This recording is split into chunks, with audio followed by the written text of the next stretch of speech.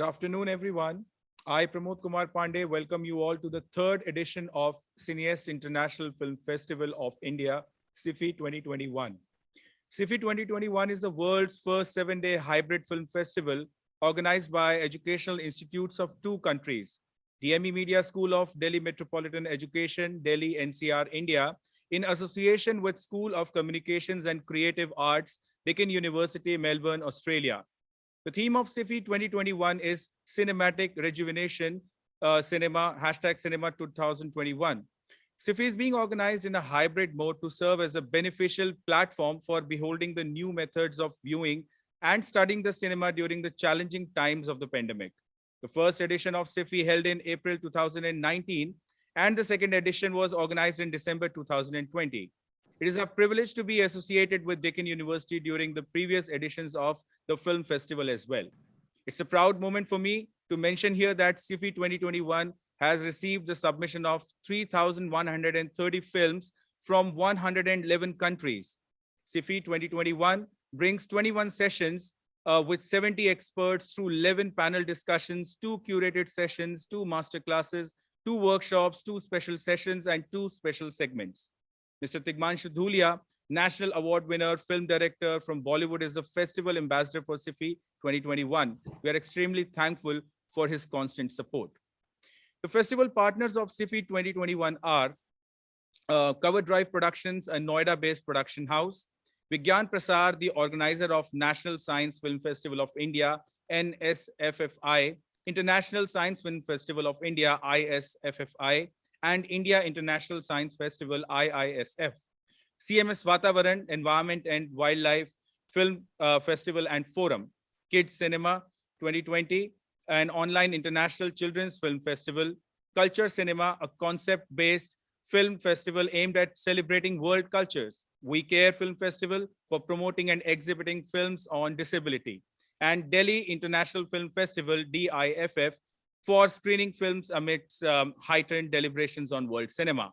In addition to that, we have partners from Australia like Asian Media and Cultural Studies Network, Australian India Film Practitioners and Research Network. We have institutional partners as GMEC, that is Global Media Education Council, an international platform of media educators and researchers.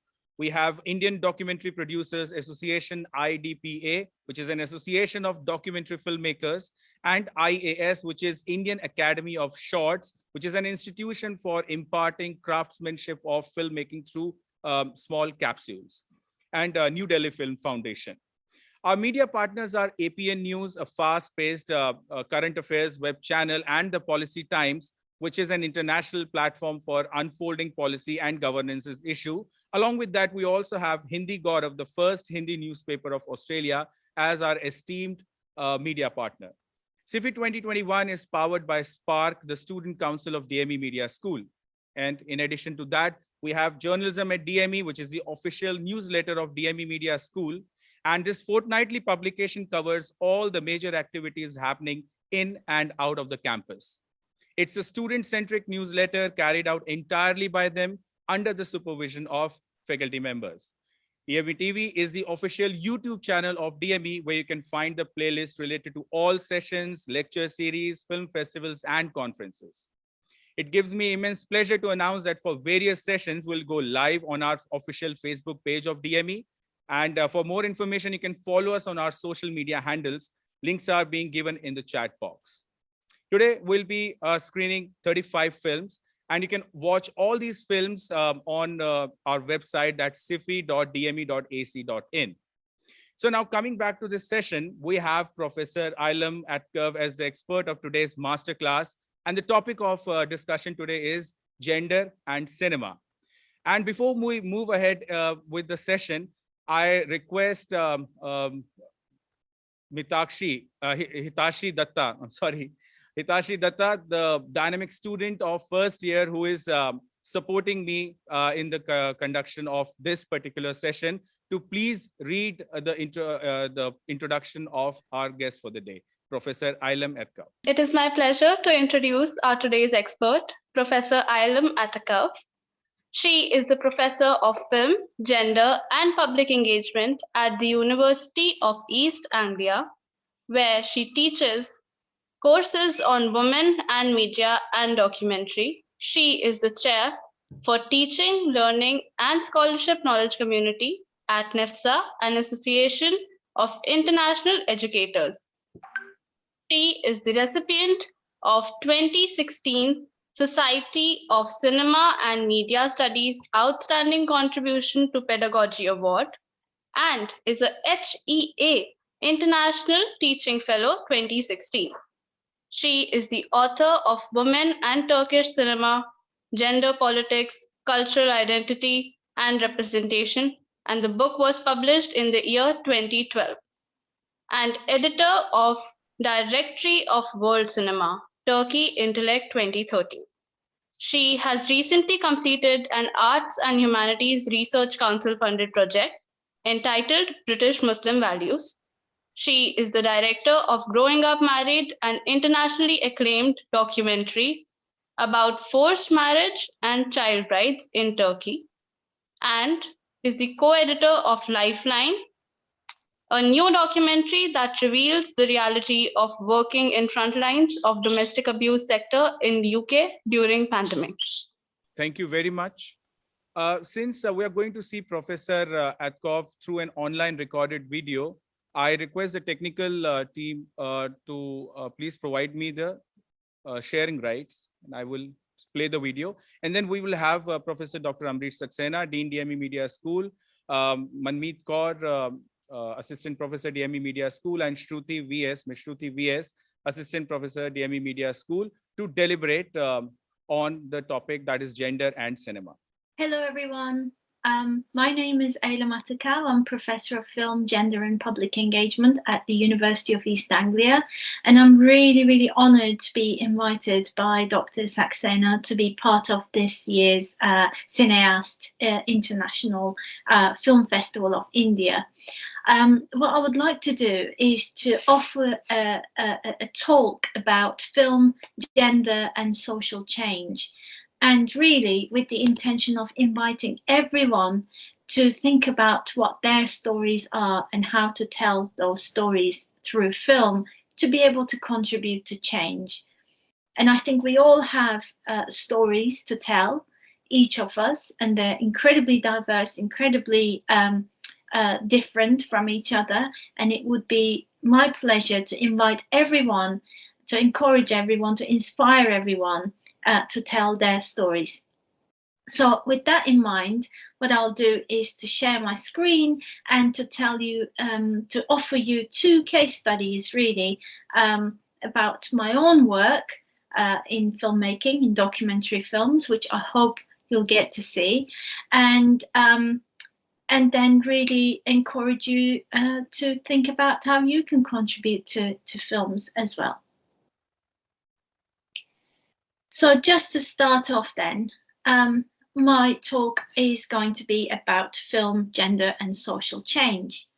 And I have been on the theory side of films, mainly as an academic who writes about mainly Middle East and Middle Eastern media and gender in particular, and representations of violence against women in particular. But I also want to make a point today about the importance of visibility of women filmmakers in the film industry. I think with this festival, we should all be celebrating women's contributions to film, to cinema.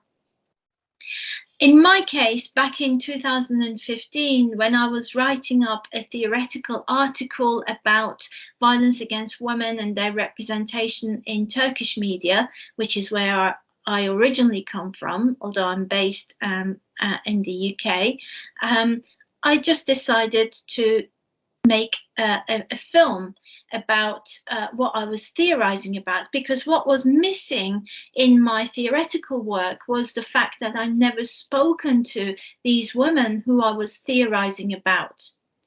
So in the end, together with my students, and I'm very proud to say that, we made this 2016 documentary, Growing Up Married, which is about 4 women from Turkey reflecting on their memories of being forced into marriage. and recollecting their experiences as child brides.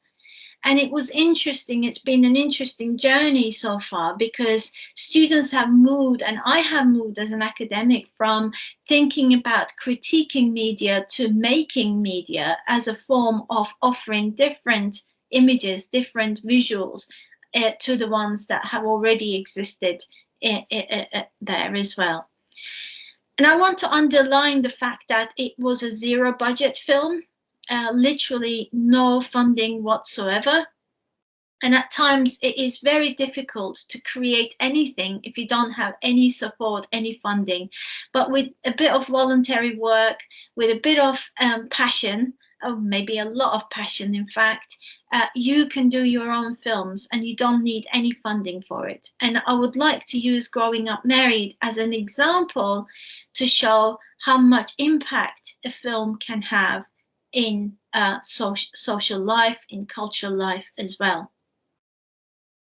So when we brought together about just under 20 hours of footage into 27 minutes of a film, we were actually retelling stories of these women who were speaking out of their experiences, some of them for the first time, of what it meant to be forced into marriage as a child. By child, I mean people under 18.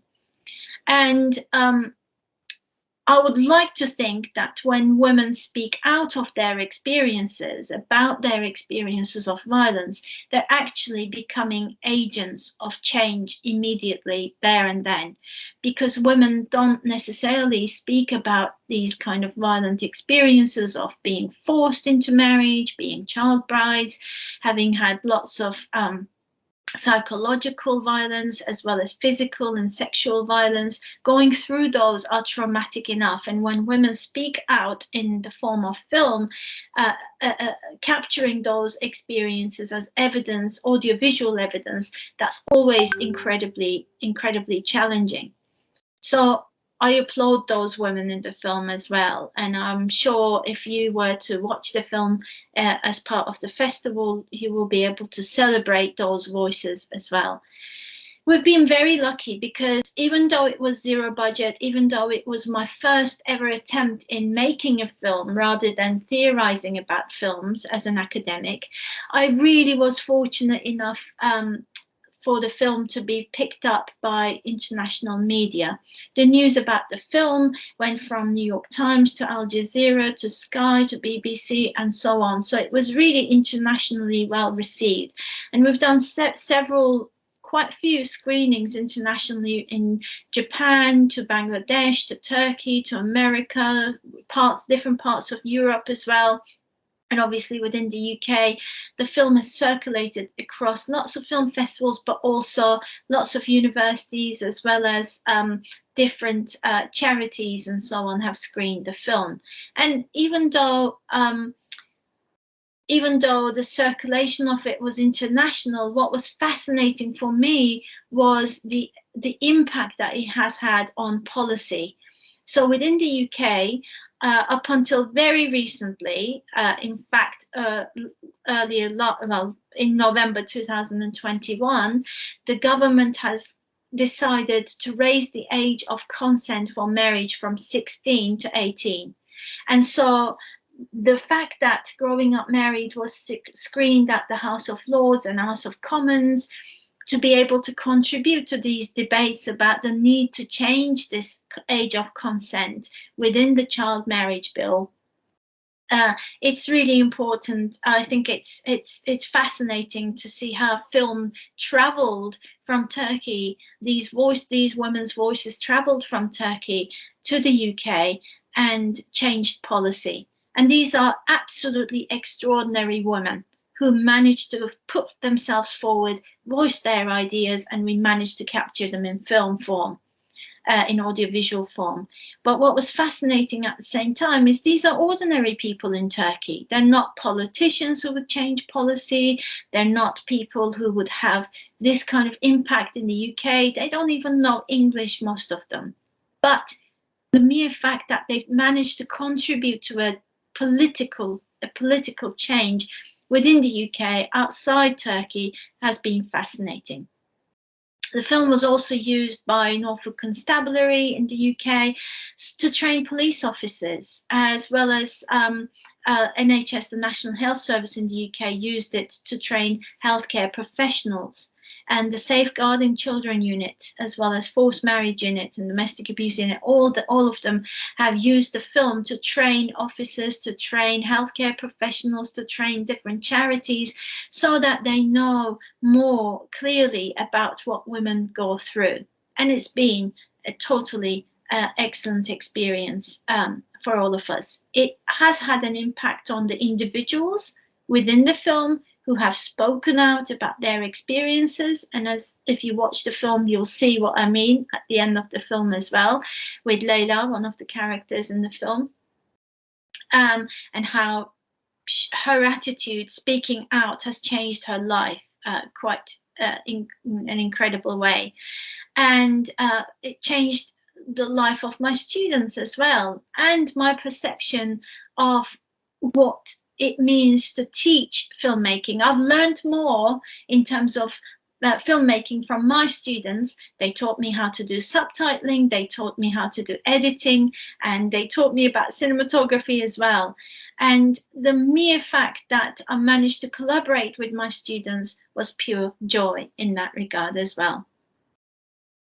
So growing up married has helped me create lots of connections with different networks of people, particularly with those who are policymakers, who work at Westminster, politicians, also charities, different constabularies, different parts of the National Health Service as well. And what I wanted to do as part of my next project, which I want to talk to you about, thought about those connections that I had to be able to make another documentary. And within the midst of the pandemic, as COVID had started, we knew that there was a great number of increase in the number of domestic abuse cases within the UK. Internationally, this was the case, but in the UK in particular. And this coincided with a time when the numbers were increasing, domestic abuse cases were increasing, all sorts of different kinds of domestic violence was increasing, but the helplines who were helping people who were in need, who were victims of domestic abuse or survivors of domestic violence, the numbers were increasing in that regard, but the people who were helping out to these people, they had to reduce their services with all the lockdowns happening. They had to shift things from literally overnight, from seeing people who were in need face to face to phone calls and so on. And what I really wanted to do was to shed light, together with my co-director Carolina Pelican, we wanted to shed light on what was happening in the domestic abuse services sector with COVID, with the lockdown. And again, completely zero budget documentary. We interviewed 27 individuals on Zoom. So it's interesting how the COVID situation has impacted on the aesthetics, on the visual elements of the film as well. And we interviewed 27 individuals, from politicians to charities to NGOs to CEOs of those charities and so on, as well as frontline workers of domestic abuse services, those people who were answering the calls to the helplines for domestic abuse, and what kind of experiences they went through and the impact of the lockdown on their lives as well. So we really wanted to shed light onto the reality of domestic abuse frontline work in lockdown. And it's already contributed to discussions around the Domestic Abuse Bill, which has now become a Domestic Abuse Act. And it's interesting because it revealed quite a lot, as you may watch and see in the film. It revealed quite a lot of vicarious trauma, because these people who are working selflessly and tirelessly in the domestic abuse sector, they don't just, as one of our interviewees say it, they don't just trip into this job. The reality is they always end up in this profession because of their own experiences, so of perhaps domestic abuse. So they were going through their own lives, having to look after their families, their children, for example, when they were also on the phone from their own bedrooms, from their own kitchens, trying to help these people who were in need. And that created quite a lot of impact on their lives as well. So we decided that it would be good in this 18-minute short documentary to bring together the experiences of what was going on to frontline workers and to the sector of domestic abuse within the UK during lockdown. And it was interesting because Safe Lives, UK's leading charity on domestic abuse and sexual violence, they ended up, as a result of the film, watching the film and decided that they would provide mental health, mental well-being workshops for these frontline workers. And there were several reports written about this, the status of the domestic abuse sector as well. So those are the two examples that I wanted to give to talk about how film is so powerful to be able to create social change, and academic filmmaking, in my case, as a form of activism, is incredibly valuable. But what I want to do is to ask you what your story is. And I would like to encourage everyone attending this festival to think about what your stories are and how you can tell them. And I want to really remind us this amazing quote from the brilliantly inspirational Michelle Obama, where she says, "Your story is what you have, what you will always have. It's something to own." And when we are reminded, when we share our stories and we are reminded of the humanity in each other, as she says, when we take the time to understand each other's stories, we become more forgiving, more empathetic, and more inclusive. And I want to really echo these thoughts in my final kind of words to you. I think it's really important that we all tell our stories, because we are all storytellers. And to make sense of who we are, to create our identities, we form narratives. This is part of life, isn't it? So in every age, in every language, in every culture, no matter how different they are, storytelling is what brings us together as human beings. And indeed, there is great value in creating stories through film, because it's very powerful. Hope the two case studies show that, demonstrate that. There is great value in creating stories that understands that an individual narrative, one person's story, is incredibly important, is essential to a person's identity, and that a collective narrative is also significant, is a significant component of cultural identity. And you probably have heard of those that saying, you can't be what you can't see. And what we really need to do is to think about, to proliferate, to offer diverse voices and diverse stories into the existing visual vocabulary that we all have as humans. And I know that social media has very much done that, but it's also important to tell your own story in your own way. So just to finalize then, I will stop sharing my screen and say, please do go and grab a camera. You don't have to have even any funding, but start filming your story, start telling your story, because storytelling is what will bring us together and what will help us heal, in fact, after all the COVID experience that we have been going through. Because stories matter, and your story in particular matters. Thank you so much, everyone, for listening. And I really do hope that you enjoy watching Lifeline and Growing Up Married as well. Hope these are two thought-provoking examples of academic activism, but also the power of film and the power of women's voices who then become agents of social change. Thank you, everyone. Okay, first of all, I think it is something that we should celebrate and we should congratulate Professor Atakav, for, uh, contributing towards the kind of change that she envisioned in 2015. And not just knowledge that she's giving to us, she's also giving us a lot of inspiration. I mean, as people from India, we see so many problems, gender specific issues that needs to be addressed. And this lady, this filmmaker is just the right kind of person to inspire all of us. She started in 2015. She had been writing about films with no prior experience in production.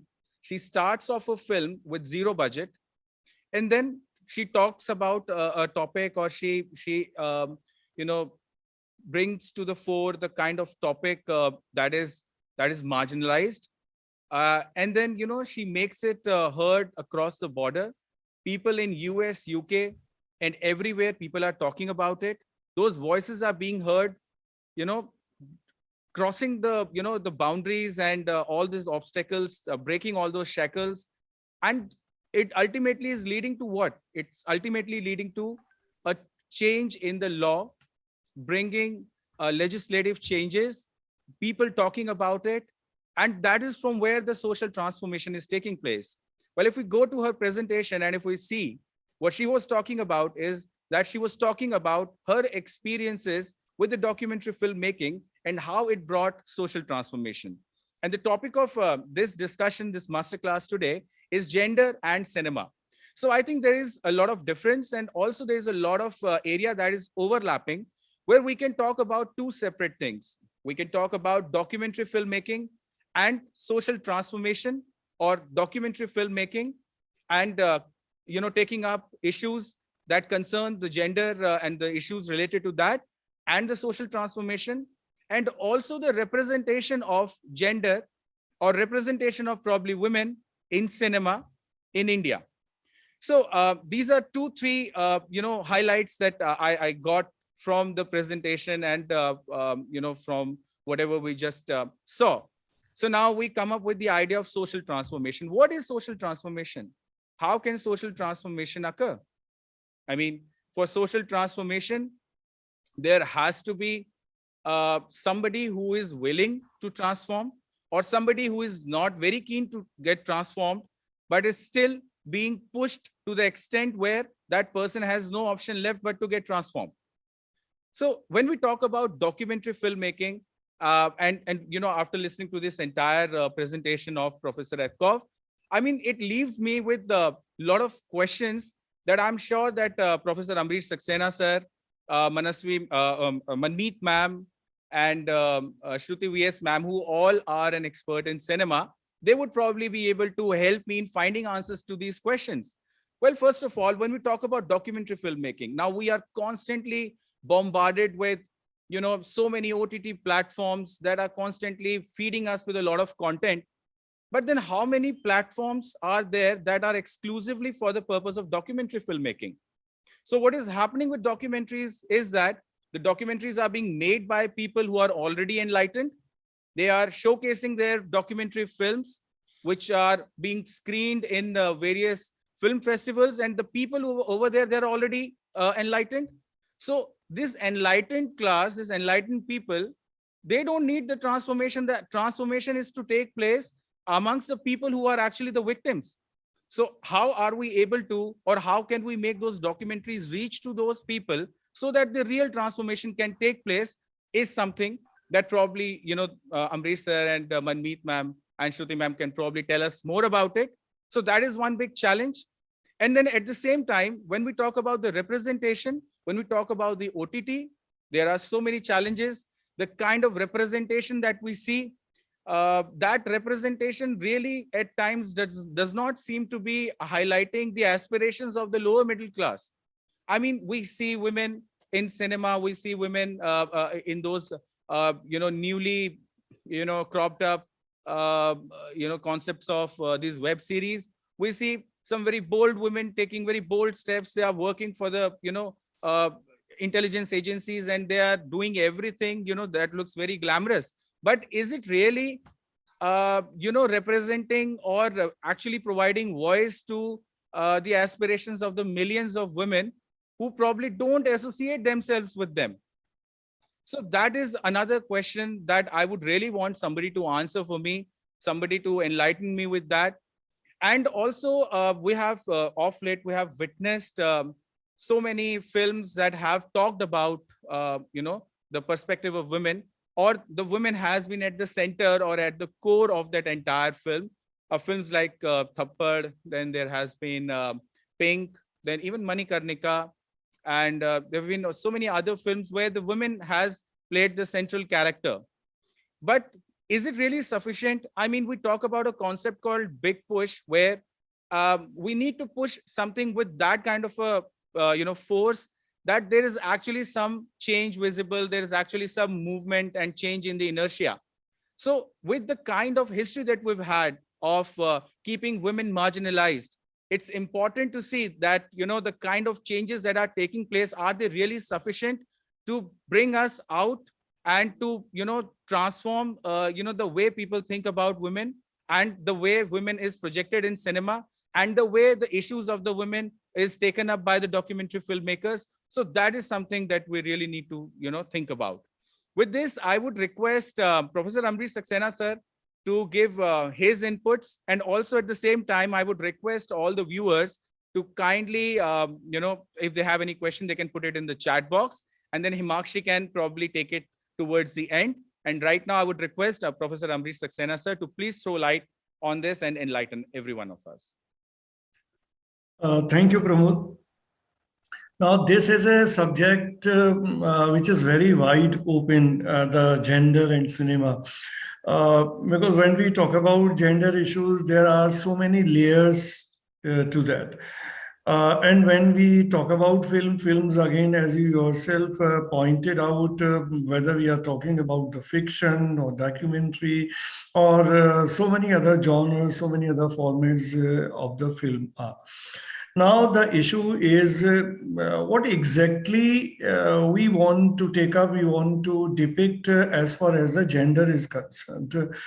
Referring to whatever has gone through till date with regard to women's movement or the feminist movement, and a lot of discussions are already underway as to what kind of freedom need to be given to women, or what kind of freedom they are entitled to, what should be given, what should not be given.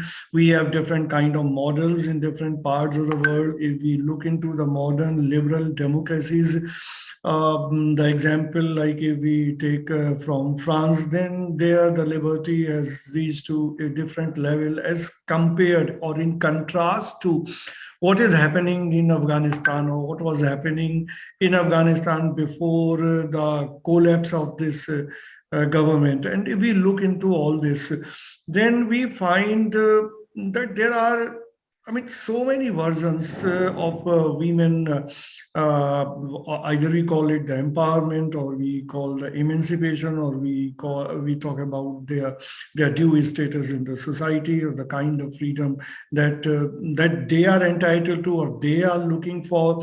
How much interference should be there in a society which is everywhere. The degrees may differ from one country to another, which is everywhere the dominating society, men dominating society. And if obviously there is a men dominating society, and if men are calling the shot, then it is in fact the men who are deciding as to what kind of system has to be there, and where the women have to be placed, and how much liberty is to be given or not to be given, and all. So these are different issues wherein I don't feel there is a ready-made answer, except that, what I feel on this issue, or what is my line of thinking on this, is that women should be treated like human beings. as the men are treated. You cannot have a dual yardstick to deal with men, to deal with women. This is one very basic thing. But theoretically, it might be looking a very revolutionary idea. But when it comes to the ground, it does not happen. It does not happen whether we talk about the US or whether we talk about India or whether we talk about Afghanistan. The things might be different in these three countries which I named. But then there are problems. Like if I give this example from India to United States. We always cry that Delhi is the crime capital or the rape capital, or there are so many crime against women happening in India. But just look at the figures of the United States, which is the biggest democracy in the world, which is considered to be a country and having a constitution which take everybody alike and which ensures a freedom. In fact, the Indian constitution has taken a lot of things from the constitution of the US, and the most important thing is about freedom.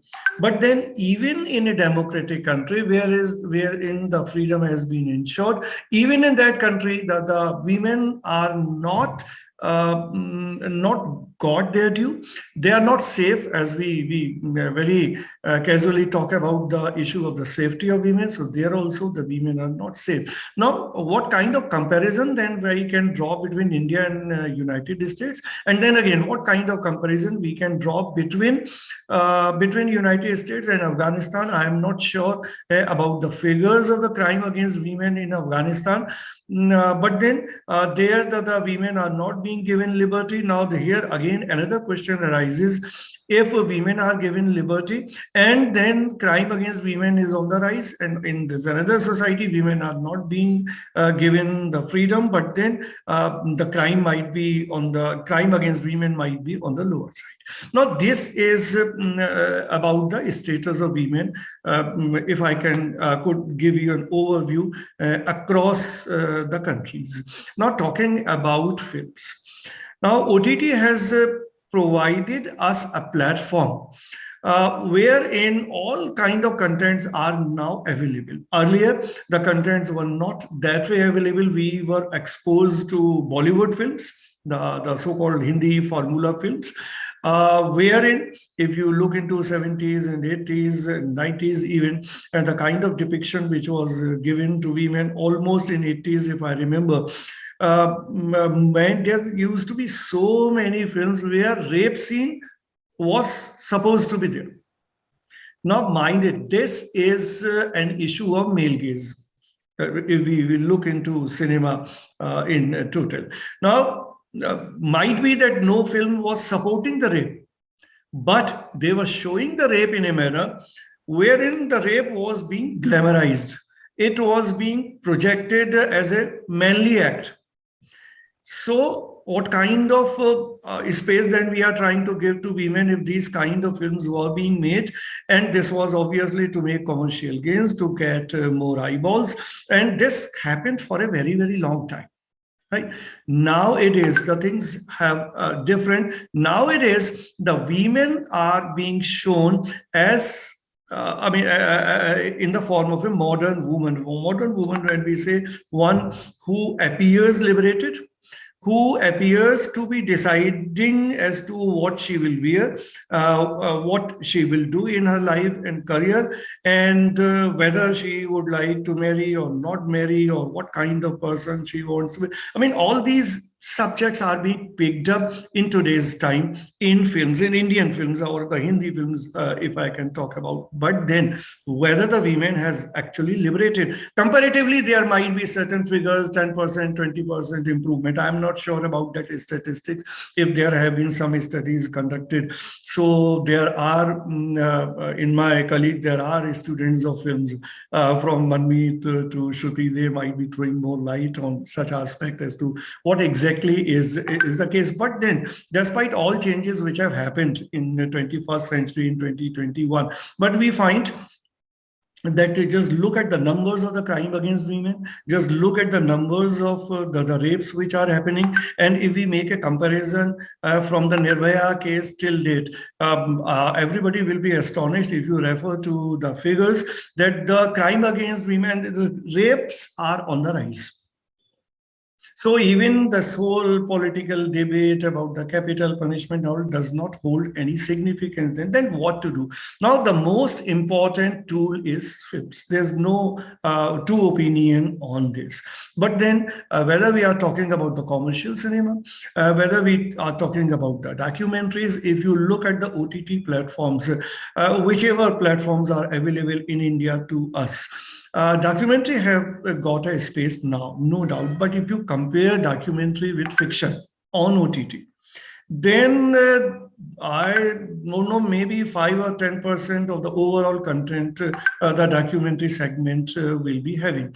And now there is also a trend of having or producing such kind of documentaries which are more fictional, or wherein the recreation is done in a big way, or there are a number of biographical documentaries which we find on the OTT screen. The kind of documentaries which Professor Eylem Atakav have made, how many such documentaries we find on OTT? Hardly any. So the point is that how can we use the tool of film or documentary film for a transformation in society, as Professor Atakav has been talking about, the transformation in society, how that transformation will come. As she referred to this whole issue of the child bride.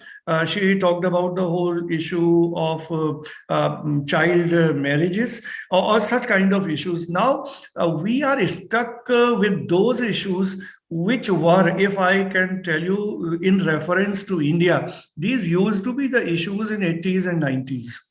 These are still the issues. I'm not saying that these issues have lost their significance, but there are many more issues which need to be addressed beyond this. We cannot remain stuck in 1980s and 1990s. Today is 2021.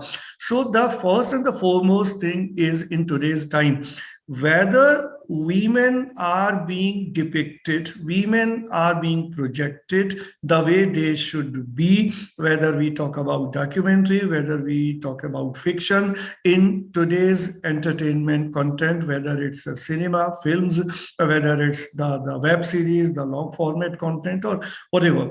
So I don't feel that is happening anywhere. And then there are so many cross-cultural things. Like if we watch on OTT, there are, earlier we were exposed to contents of Hollywood. Besides Bollywood, only the Hollywood. We were not exposed to that extent to the world cinema the way we are today during the last 2 years or so. Now, in all those contents, you just look at the films in Spanish language. Not only the films which are made in Spain, but also the films or the web series which are being produced in Mexico. Now, there are community standards, different community standards from one country to another. But the thing which were completely forbidden in India or which were considered not acceptable in Indian society, all that is easily available to the audience there. Now, how will you interpret if women are being shown in a web series of Mexico or in a web series made in India? In both the cases, the women might be appearing liberated, but that level of liberation is appear different, and whether that's the actual liberation we are looking for. So these are the questions which need to be addressed. What I feel that instead of focusing too much on the fiction, our priority should be to the documentaries.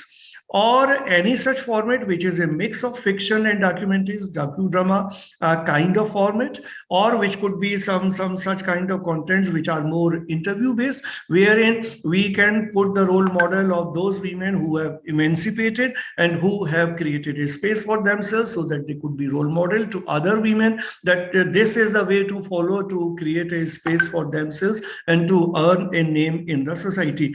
So these are, because in fiction there are so many other factors. I will be stopping here because otherwise it will be too long. I would also like to hear to other co-panelists, but then obviously fiction have their own constraints. Because if you put too much messaging in a fiction content, then somewhere we are restricting the creative instinct or creative freedom of the director or the writer or the producers. Those issues are also to be looked into. But I personally feel that documentary could be an important medium which could be tackled to handle the issues related to women. And here I would also like to make a reference to the documentary which was made by the students in DME Media School 2 years back, that was on Me Too. So similar kind of attempts can be made in educational institutions to sensitize the students, and particularly women students. They need to be sensitized more so they are aware as to what rights they are eligible to, and they exert on those rights. So that is how we can take up as to how this whole filmmaking tool can be used for the purpose of better gender space, or the better space for women. And not only women, obviously when we talk about women we have to keep other vulnerable sections also in mind, and particularly other genders also in mind. So we have to have that kind of space for all kind of genders in the cinematic content, or all kind of contents on the OTT platforms. And educational institutions, the teachers and the students can play a very vital, very significant role in this respect. Thank you. Over to you, Pramod. Where you talked about documentaries, you talked about the representation, you talked about OTTs. So it was a kind of a complete journey from documentaries to where we are today. And you very rightly said that cinema is the tool for social transformation. I mean, when we leave this session today, I mean, the one thing that we're going to take back from us is the idea of social transformation and how cinema is related to that. I'd like to give you two examples. Just like Professor Atakav mentioned how her projects led to social transformation. It led to the lives of so many people transforming for betterment and for the good. I can tell you there is an example that I always give in development communication. There is a topic that says role of cinema in development. So there's this one film that was made by Mike Pandey, a renowned filmmaker, having won Green Oscar, for the film that he made on the hunting of whale sharks. So that was happening in the ports of Gujarat. So the film's name is Shores of Silence. And that film is one classic example of what kind of, power cinema possesses, what kind of power documentary filmmaking as an art possesses, the way it can transform the lives. I mean, he was just traveling and he just witnessed some instances where the whale sharks were being hunted. And that kind of really hit him hard. And he wanted to make a film on that. He prepared a film, he made a film where, in which he depicted how killing of the whale sharks is bad for the ecological, balance.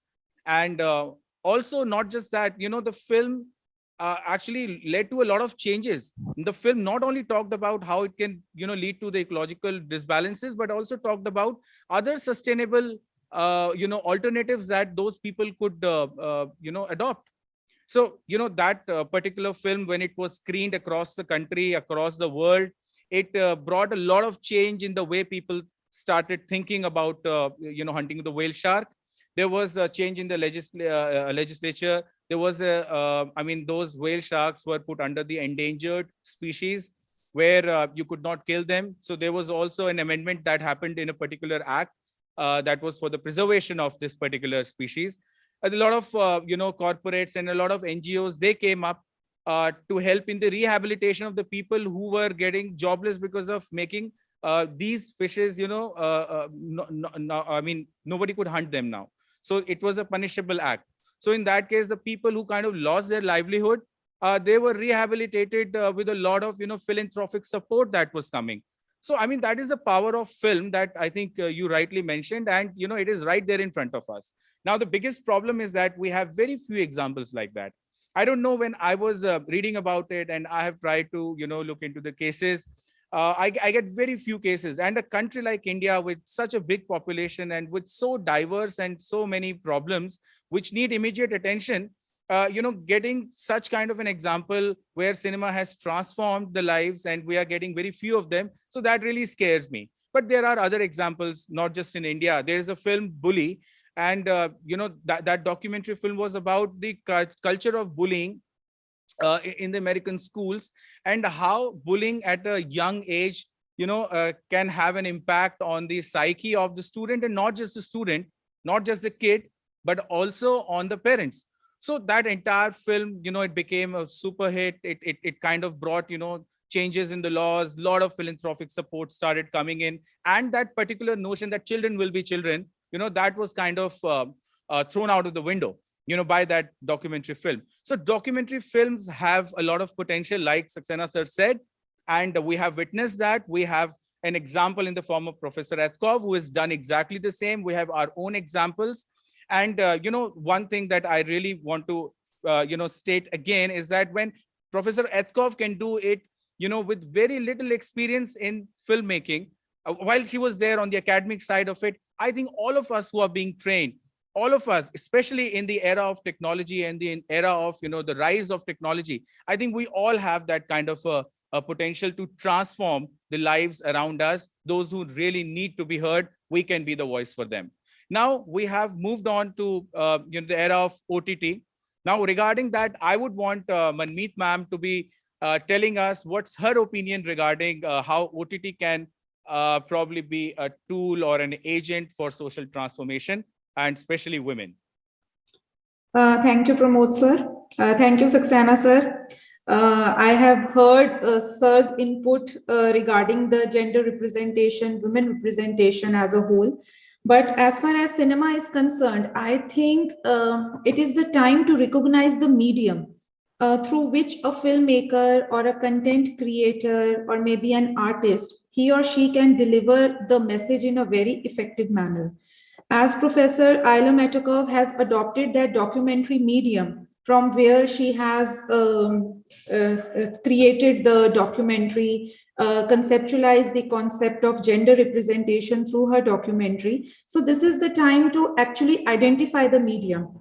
I would like to add Mehboob Khan's Mother India, 1957 or 59 movie, when we have seen the woman as a strong representation of the society in that movie, where a mother has taken a very bold decision to punish her son, who was a rapist in that movie.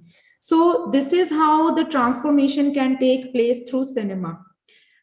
As far as OTT platforms are concerned, we have seen gender representation. We have seen so many filmmakers, female filmmakers, who are creating the content in a very creative manner.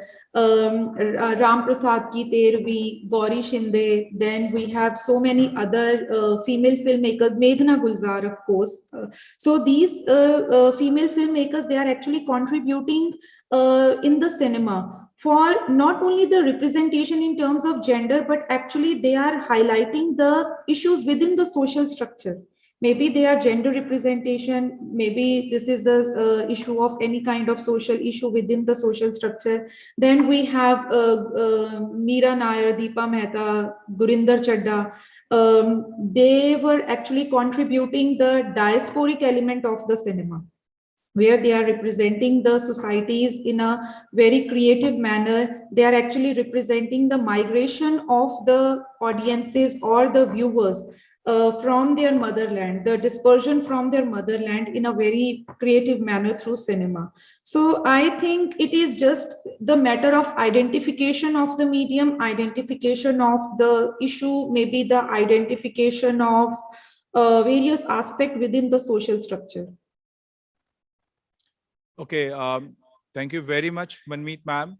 Now, if we can have inputs from Shruti VS ma'am on, I mean, for any documentary film or for any media for that matter, it needs to be, such that it can attract people towards it. So, what are your views? Like, can documentaries be made in a more entertaining manner, or can there be some experimentation with the way documentaries are being made so that more people get attracted towards it, just like people are getting attracted towards so many web series and so much of content that is available on the various platforms.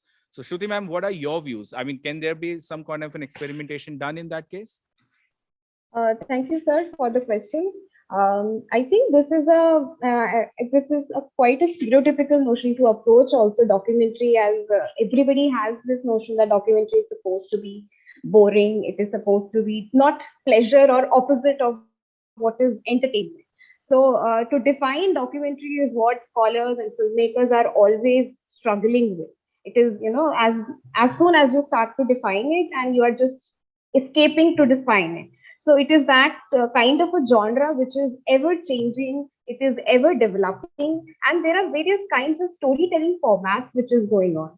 Documentary, of course, presents certain truth, certain reality or knowledge, but all of this is also very creatively being treated. So therefore, one of the definitions which we deal in terms of what the documentary genre offers is that documentary is a creative treatment of actualities.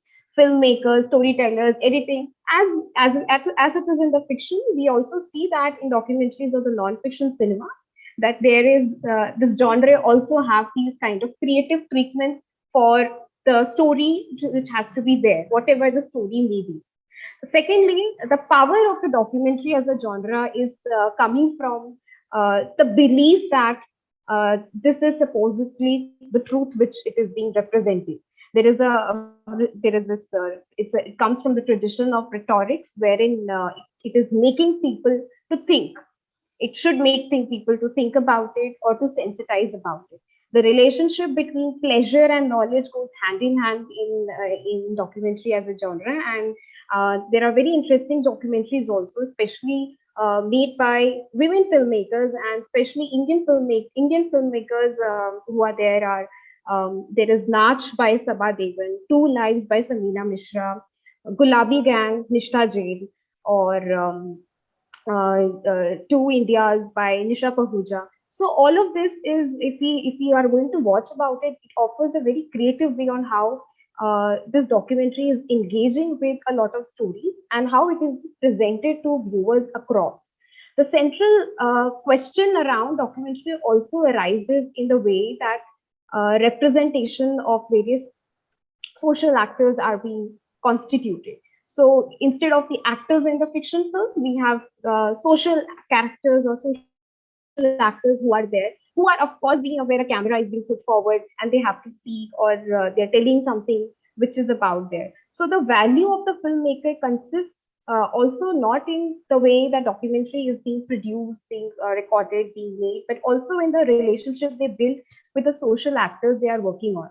When you were giving us a brief outlay of the lecture which was recorded and played right now, there was also this question that how can cinema or how can documentary transform or contribute towards social change? That's a very pertinent question. And for the documentary to work at the level of social change, it must act, or it must tell the story which has the power to convince, the story which is an important document, the story which can instill a move. It can instill a move, whether like in the Shores of Silence, the government actually brought a certain legislation to prevent the whale sharks hunting. It means that documentary has that power because it is not representing, or it is not presenting an action which is being scripted, which is being fictionalized. because it has the total power to take control of what is the identity we are creating on the screen. How can we convince our audience or viewers to identify with it through various terms of identification? And all of this is coming towards a result as to take action, whether it is in personal or whether it is a collective action which is coming. And in this whole, all of this contributes towards an advocacy level for the documentary as a genre to perform. So for the documentary to perform this particular function of advocacy, they have to present in a manner that a certain identity is being represented. It can be identified, and it is moving people towards this some action which is there. So documentary's role in activism, the documentary's role in advocacy, and very importantly, documentary's role in pedagogy, as Nandit ma'am was also saying, and you were also saying about that, how academicians should also try to instill cinemas, try to instill these kind of stories to expose students and use it as a pedagogical tool, as well as to raise creating awareness and consciousness because of how this particular medium can be used. And I think that would be all from my side. Thank you so much. Thank you very much, ma'am. It was very well explained. And I think the idea that I can take from, whatever you just said is that there should be a story, and the story should have the power to convince. Now, with that, we would like to take some questions, if there are any from the audience. And I would like to request Himakshi to please, read out the questions if you've got some questions in the direct chat box. Himakshi? Yes, sir. Yes, sir. The students want to know, as there is a rise in OTT that has led to the increase in levels of interest of people in cinema, is OTT a good news for people concerned with gender representation in cinema? Amrish sir, it would be great if you can answer this particular question. It's very difficult to decide unless some studies are done on this, because in academics, we mostly rely on the researches. So whether this rise of the OTT or the growth in OTT, how has it impacted in gender representation? It's difficult to assess as such. But one thing I can say for sure with my experience, that women are being shown in so many new characters, in so many new spaces, in so many new dimensions, which was not being done earlier in the mainstream cinema. Mainstream cinema in India particularly has been mostly stereotyped. So OTT content have brought the content from that stereotyping. This has happened for sure. And number of such films are being made which are women-centric. I've seen so many web series recently. Normally, I don't remember the names of the series after watching. So that's one problem. But I have found so many series where the woman was a central character. So if there are 8 episodes, 10 episodes, and a woman is the central character, and they were shown, because again, women should be shown, as I said earlier, women should be treated as human beings. So like a man has different shades, so a woman might also be having different shades. And when we are making a fiction, then obviously all those shades can be picked up. Earlier, what was happening in the mainstream cinema, no filmmaker dared to touch upon any such aspect of women which that filmmaker might be thinking would not be liked by the audience. Now that is not happening anymore. Any kind of idea is picked up, any kind of character is built. to show a woman. So at least that liberty has come, that women characters have come out from the stereotypes. In the mainstream cinema, women were always seen as subordinate to the male character, subordinate to the hero, and the basic job of a woman actor was to please the men. Now at least that shackle has broken. Now different kind of portrayal is there. Good or bad is again very, very subjective, but then women are getting their space in the contents of OTT. That is one. Two, more women filmmakers have come to the forefront, because filmmaking is a huge task. Making a feature film is a huge task. Women directors find it difficult to handle because so many things are involved in filmmaking. Now, those doors have opened for women filmmakers when it comes to whether we call it the short format or the long format. So more space is now available for women filmmakers. So these two developments certainly we talk about. More space for women filmmakers and more space for women characters in the OTT content. Okay, thank you very much, sir. I mean, we are getting a lot of questions. I'm getting questions in like my personal chat box, but I think we're going to just take two more questions and then we'll finish this particular session. So Himakshi, if you can go ahead with the second question. Sure, sir. The students want to know, as we have always heard of something like box office cinema and parallel cinema, do you think that these lines exist today? And which of these has contributed more towards an equal and just gender representation? I think Shruti ma'am, because I mean, you are like an expert in genres and that. So if you can answer this particular question, if you can tell us about if these lines have blurred or if these are still existing. These lines are they were made for different kind of parallel cinema or the art cinema which we know. These terms were made to identify a certain kind of film which is not coming out of the mainstream film industries which have been set up. And in Indian context, the parallel cinema was funded by the Indian government, because post-independence, films were also seen as a kind of a medium which was supposed to serve, first of all, the agenda of development, which was the first and foremost priority of the Nehru government. And secondly, to also educate India about Indians. So in this manner, these films were supported by the film institutions which we have, which is still existing today.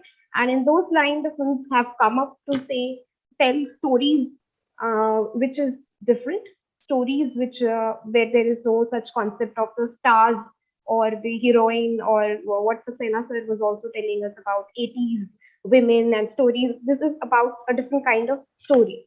Regarding the second part of the question, that whether how gender is represented in both these different kind of cinema, of course, mainstream cinema, Saxena sir has already talked about how it used to touch upon the aspect of gender. First of all, because all of this was coming from the male gaze, the writers, the directors, the labor, not just which we see on the screen, but also behind the screen, the women were absent. So the way the stories or the way the representation of women are coming were there in certain stereotypical models of either the women was the vamp modern woman or the melodramatic mothers which are there. And there has been a certain change these days since the post 2010, especially the contemporary, where female filmmakers, female labor is making a say in the film industry as such. Stories, whether it is beyond, in front of the screen, beyond the screen, the women labor is being there. So there we have new stories which is coming about female friendships. For example, we have all these male buddy films. Now we have female friendships in fiction, especially Lipstick Under Burqa, or the film Parched, even Veere the Wedding. So what we are seeing is a different kind of a gender representation, which is again coming from a different canon, which is opposite to male. I'll not say only female, but opposite to male, or inclusive in a very different manner. And the parallel cinema, we don't, there is parallel cinema, we don't associate these terminologies right now in this space, but there is this blurring. So as soon as we define something, we put these things into box. As the times are changing, as the technology is changing, as the world is also, I believe, is moving towards more progressiveness. We have the women's right movement in the 90s in India, which was there, the influx of women filmmakers, women artists coming into the main stage. So, of course, the gender representation, the question of gender representation has been dwelt in a very different manner right away, and the struggle or the aim that we will have gender equality in cinema is it's a long journey even now to go away. So I think that answers the question. I Thank hope, you very much, Meenakshi. ma'am. Thank you very much. It was very well answered. And I think we have the last question and we'll move towards the end of the program. So Himakshi, if you can just tell us which is the last question. So the last question for the day is, do you think pushing for more just and fair representation takes away the liberty of a filmmaker who is constantly under the pressure for being politically correct? I think this question can be open to both or anyone. So Amrish sir, if you can start and then. No, I already pointed out this, that there is a problem before the filmmaker, because whenever a film is being made, for two reasons. One, that filmmaking is an expensive exercise, whatever kind of films you are making. Whether fiction or documentary, or whether the short format or the long format, is again too expensive. If you as a director or as a writer, you are producing a content in 10 episodes, for instance, and if each episode is costing 1 crore rupees, this means you need the support, financial support of 10 crore rupees for making a film. So this is a difficult task before a filmmaker to maintain a balance between the demand of the market, the return on the capital which has been invested, the providing entertainment to the people, and also to carry a message. So how a filmmaker will do it, that is one. I mean, this is the commercial part. Another thing is that whenever a story is written, a fiction is never written to preach. Because, I mean, that's completely dead. A fiction is never for preaching. So if the message is dominating too much on the content, then it will be boring. It will not be interesting for the viewers to watch. And if the viewers are not watching, then what for you are creating the fiction content? That's the problem. And then again, as the stereotyping exists in our society, with regard to gender representation, there might be a woman character which does not have all good traits. But if there are some bad traits shown in that woman character, now there is a risk involved that filmmaker might be painted that's anti-women, or it's bias on the gender front and all. So these are a kind of risk are also involved. So there can be no straight answer to that. It all depends what is the mindset of the, but then, yeah, certainly the mindset of the filmmaker is always important.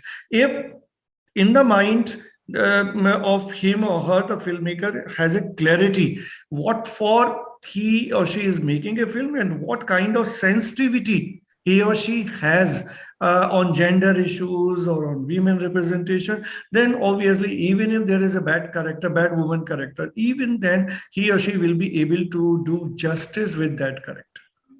Thank you. Thank you very much, sir. It was, it was very enlightening.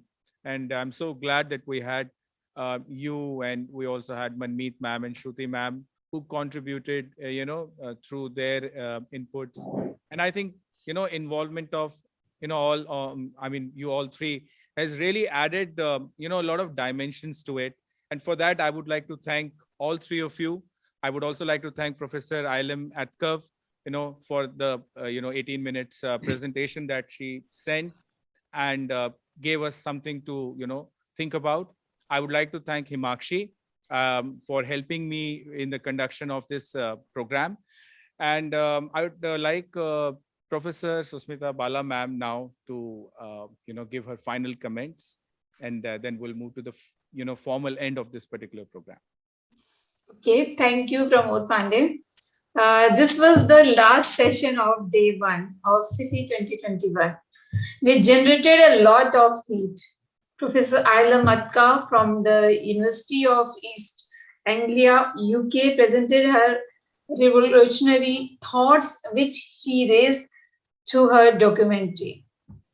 Actually, we discussed documentary Lifeline film by Eylem at the time of lockdown is very appealing, that depict increase of domestic abuse cases. She spoke about forced marriages, child rights, girl abuse, and other issues related to women. She presented the findings of her documentary in this regard, while adding that the problems of Turkey, as shown in the documentary, are the problems in almost all the countries of the world. Yes, film is so powerful media to create social activism as a social change. I listened Dr. Ambrish Saxena, Mr. Manmeet Kaur, Ms. Shruti V.S., and I'm happy to note that all young faculty members of DME Media School stand for women's rights. I agree with the assertion that films, particularly documentaries, can be used in a big way for addressing the issues of gender. And tell your story in your own way. Then you can do justice with your concept and idea. This session was very well moderated by Pramod Kumar Pandey, Assistant Professor, DME Media School. Thank you, everyone. Thanks to all of you. Thank you very much, ma'am. Now, I would like to extend my immense gratitude to the management of DME. I mean, without the support of Mr. Aman Sani, Vice Chairman DME, Honorable Justice Bhavar Singh Sir, Director General DME, and Dr. Ravikant Swami, Director DME, it would not have been possible, and we would not have been able to come this far. I'd also like to thank them for giving us this opportunity and the resources to execute whatever we envisioned. I'm thankful to our Professor Dr. Ambrish Saxena Sir, Dean DME Media School, who is a man of ideas, determination, and extreme grit, and that ability to think of something and then getting it done.